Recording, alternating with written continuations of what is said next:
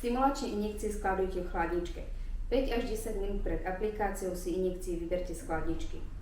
Injekcie aplikujte do podkožia, oblasť pupka 5 cm na jednu alebo na druhú stranu. Pred aplikáciou injekcií si dôkladne umýte ruky. Na pevnú podložku si pripravte všetky potrebné pomôcky k aplikácii. Dezinfekcia, tampóny, injekcie, nádoba na odpad. Aplikácia injekcií nie je viazaná na to, či ste na lačno alebo po jedle. Ergoveris bálne obsahuje naplnené pero, viacero jednorázových ihiel. Dáte dole kryt z pera, dáte dole papierovú krytku z ihly a ihlu našrobujete na pero. Piest pera je pohyblivý otočný a v okienku si nastavíte piestom dávku, ktorú máte určenú v stimulačnom protokole. Pokiaľ by ste sa pomýlili, dávka sa dá upraviť. V okienku si skontrolujete, či je dávka správna.